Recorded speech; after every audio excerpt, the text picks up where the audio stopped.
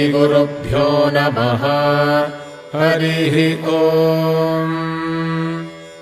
अथ आदित्यहृदयस्तोत्रम्। ॐ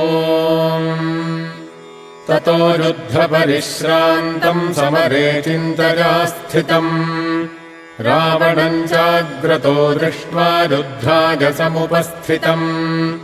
दैवतैश्च समागम्य द्रष्टुमभ्यागतोरणम् उपागम्याब्रवीद्राममगस्त्यो भगवान् ऋषिः राम राम महाबाहो शृणु गुह्यम् सनातनम् येन सर्वानरीन् वत्स समरे विजयिष्यसि आदित्यहृदयम् पुण्यम् सर्वशत्रुविनाशनम् जयावहम् जपेन्नित्यमक्षय्यम् परमम् शिवम् सर्वमङ्गलमङ्गल्यम् सर्वपापप्रणाशनम् चिन्ताशोकप्रशमनमायुर्वर्धनमुत्तमम् रश्मिमन्तम् समुद्यन्तम् देवासुरनमस्कृतम् पूजयस्व विवस्वन्तम् भास्करम् भुवनेश्वरम् सर्वदेवात्मको ह्येष तेजस्वी रश्मिभावनः एष देवासुरगणान् लोकान् पाति गभस्तिभिः एष ब्रह्मा च विष्णुश्च शिवः स्कन्दः प्रजापतिः महेन्द्रो धनदः कालो यमः सोमो ह्यपाम्पतिः पितरो वसवः साध्याः ह्यश्विनौ मरुतो मनुः वायुर्वह्निः प्रजा प्राणऋतुकर्ता प्रभाकरः आदित्यः सविता सूर्यः खगः पूषा गभस्तिमान् सुवर्णसदृशो भानुः स्वर्णरेता दिवाकरः हरिदश्वः सहस्रार्चिः सप्तसप्तिर्मरीचिमान् तिमिरोन्मथनः शम्भुस्त्वष्टा मार्ताण्ड अंशुमान् हिरण्यगर्भः शिशिरस्तपनो भास्करो रविः अग्निगर्भोदितेः पुत्रः शङ्खः शिशिरनाशनः व्योमनाथस्तमो भेदी ऋग्यजुस्सामपारगः घनवृष्टिरपाम् मित्रो विन्ध्यवीथीप्लवङ्गमः आतपी मण्डली मृत्युः पिङ्गलः सर्वतापनः कविर्विश्वो महातेजा रक्तः सर्वभवोद्भवः नक्षत्रग्रहताराणामधिपो विश्वभावनः तेजसामपि तेजस्वी द्वादशात्मन्नमोऽस्तु ते नमः पूर्वाय गिरजे पश्चिमे गिरजे नमः ज्योतिर्गणानाम् पतये दिनाधिपतये नमः जयाय जय भद्राय हर्यश्वाय नमो नमः नमो नमः सहस्रांशो आदित्याय नमो नमः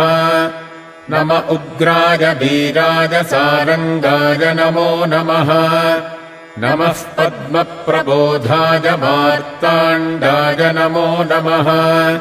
ब्रह्मेशानाच्युतेशाय सूर्यायादित्यवर्चसे भास्वते सर्वभक्षाय रौद्राय वपुषे नमः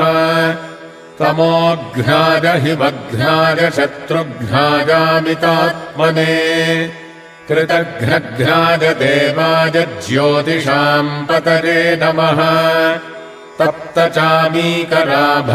वह्नजे विश्वकर्मणे नमस्तमोऽभिनिघ्नाय रुचजे लोकसाक्षिणे